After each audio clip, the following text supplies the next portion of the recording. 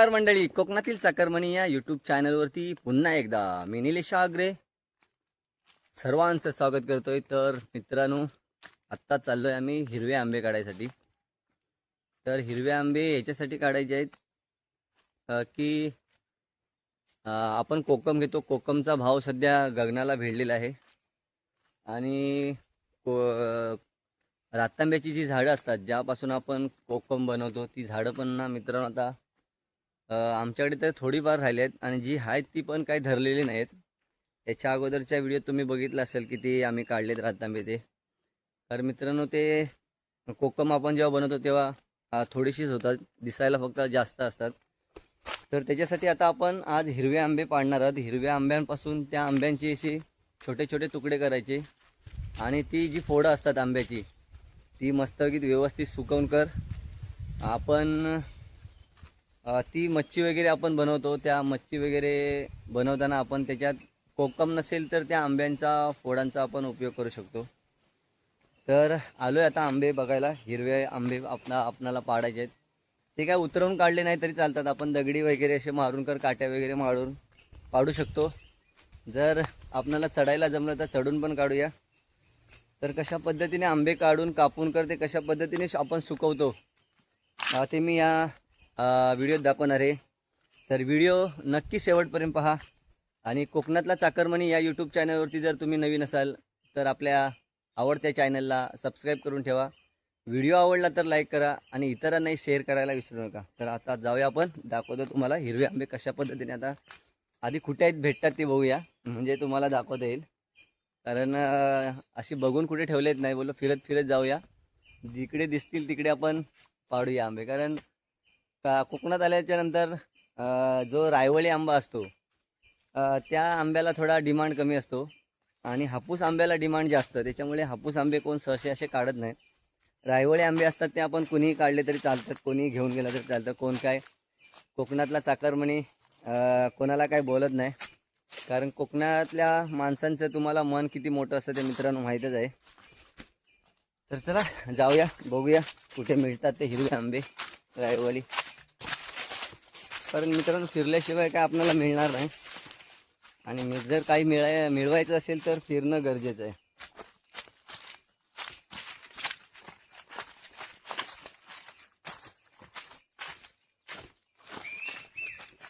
काजू पण बऱ्यापैकी भरपूर पडलेले आहेत बघा, काजू बघा इथे पडलाय। रानकोंबडी आहे आता भरपूर आहे।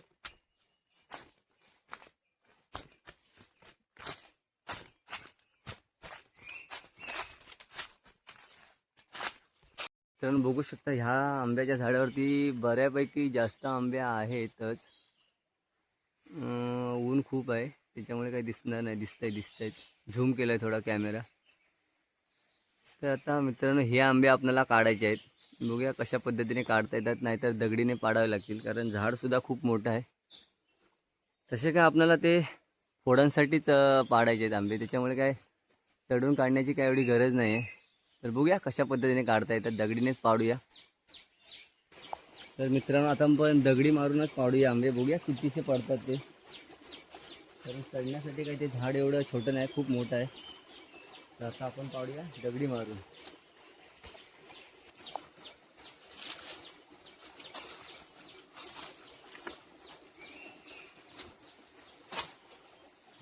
दोन पडले।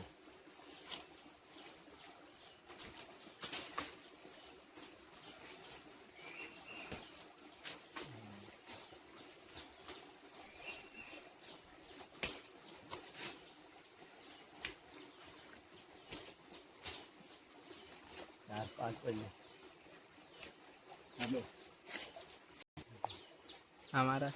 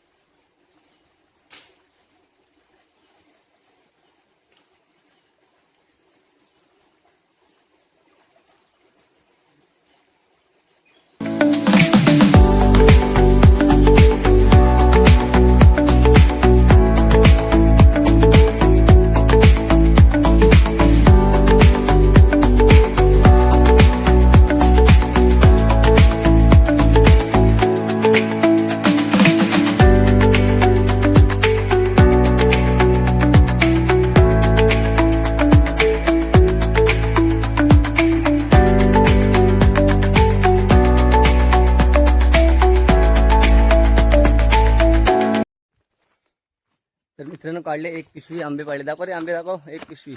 एवढे आंबे पाडलेत, पाडून पाडून पण घाम आलाय. जरा मस्तपैकी आता आपण पर्यावर आलोय तर आंबे धुवूनच घेऊन जाऊया. घरी धुण्यापेक्षा मस्तपैकी धुवून घेऊ. घरी गेल्यावरती कटिंग करू आणि मस्तपैकी आज ऊन पण पडलाय आणि उन्हात सुकत हे घालू. कारण हा चांगला ऊन पडला, त्याचा फायदा घेतला पाहिजे. नाहीतर पाऊस आला तर त्या आंब्यांच्या फळांचा काही फायदा नाही ना, सर्व फेकून द्यायला लागेल. चला आता धुवून घेऊया आंबे.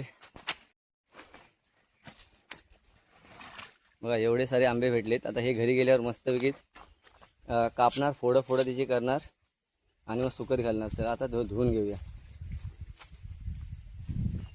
मस्तपैकी चोल असा आजूबाजूला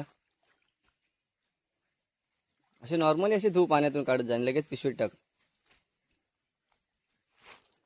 तर चला मित्रांनी आता धुवून घेतो आंबे आणि नंतर मग कटिंग करून कशा पद्धतीने सुकत घालतात तेही तुम्हाला दाखवतो. तर मित्रांनो आंबे आणले धुवून. आता त्यांची आंब्यांच्या वरच्या साला थोड्या कडक आहेत, सालं काढून टाकायची. त्याच्यानंतर मग अशा पद्धतीचे सोलून घ्यायचे आंबे. वरची सालं कडक असल्यामुळे त्यांना सालं काढणं गरजेचं आहे, नाही तर ती फोडं असतात ना मित्रांनो कडक होतात. तर आता आपण सोलून घेऊया आणि मग कटिंग पण पटापट करूया. चला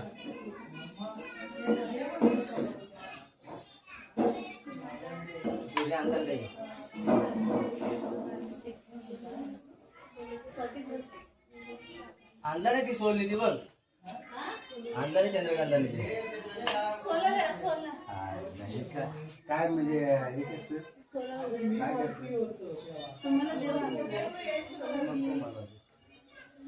काय करते बे? फोडं रे, फोडं बनवायचे आंब्याची.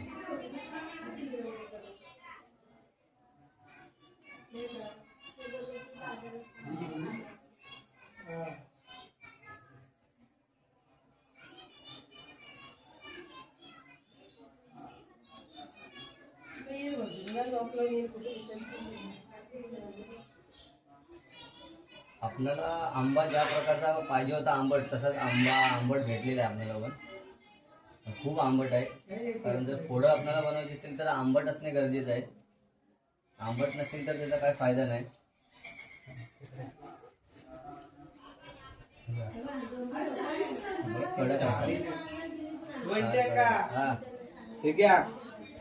पहिल्यातला कालातलं राहू दे, धन्यवाद. तिथं बघ आम्ही बरोबर दिसतो.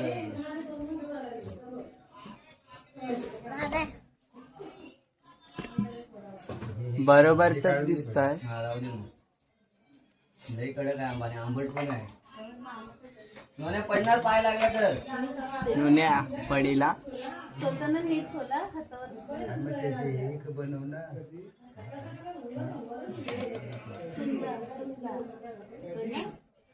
अच्छा पाडून आणले तेवढा पुरतं खायला होतं. 8 दिवस चालते पडलेला, लगेच खायला ठीक आहे. 8 दिवस चालते. तुला मी काय बोललेलो? कोण येतं मला? दिसतायत तुम्ही, पण तुमचं वरची केस जरा दिसत नाही. आवडते का? तुमची जरा वरची केस दिसत नाही. तुला काय बोललेलं तिथे बसायला? बस जा. हे नुनिया बस जा. साली नाही निघाली. खेकडा नेली.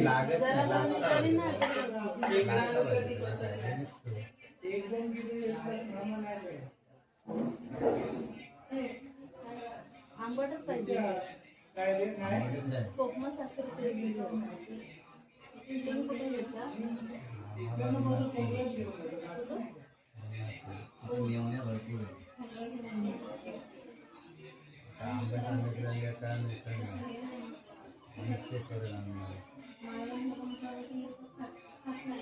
मार्किंग लग्न करायचं का? ती नाही मुंबई जायची नाही, तिथे एक दुसरी आहे ना ती गोळी झाली.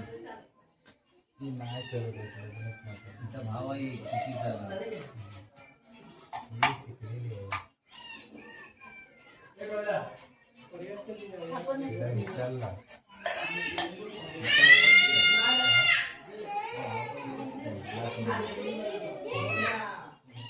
शिकले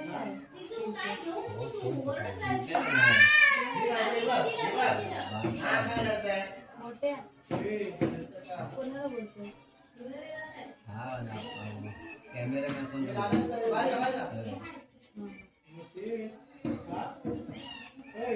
हा त्याला तसं जमलं त्याला बोलणार एवढी वय नाही त्याच्या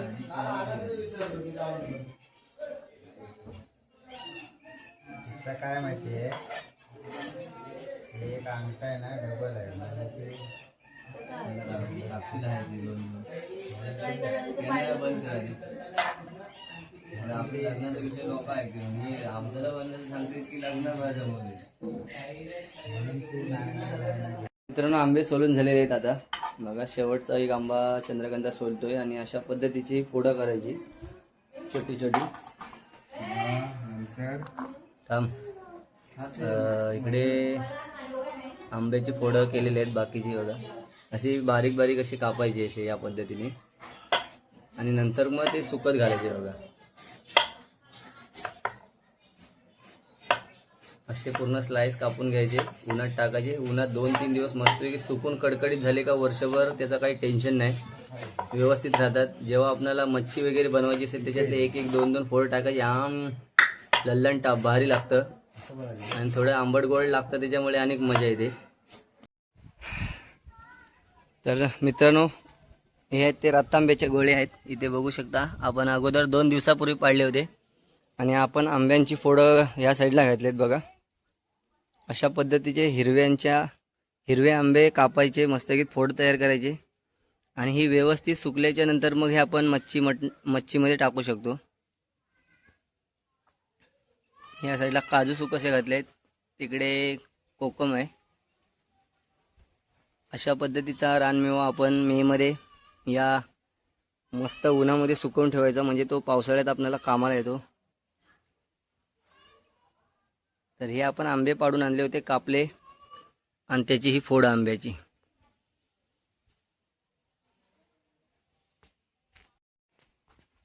तर आंब्याची फोडं बघू शकता मित्रांनो हे आंब्याची फोडं सुकल्याच्या नंतर अशा पद्धतीचे हे आंब्याची फोडं सुकल्यानंतर होतील अजून 4-5 दिवस सुकली नाही एकदम कडक वर्षभर ह्याला काही फंगस वगैरे पकडू शकत नाही काही बुरशी पकडणार नाही काय नाही आणि तुम्ही बाजूला बघताय ती आंब्यांची साठे आंबापोळी बघा कशा पद्धतीने कसे घेतलेत आणि हे ते कोकणातली काळी मैना करवंद मस्तपैकी व्यवस्थित सुकवायची आणि पावसाळ्यात शेतीची कामं चालू झाली का मग ह्यांचा खिशातनं घेऊन जायचे आणि आपलं काम चालू उपासाला वगैरे आपण खाऊ शकतो तर झालेले आहेत मित्रांनो आता काढून तर व्हिडिओ कसा वाटला नक्की कळवा आणि कोकणातला चाकरमणी या यूट्यूब चॅनलला सबस्क्राईब करा लाईक करा आणि इतरांनाही शेअर करा धन्यवाद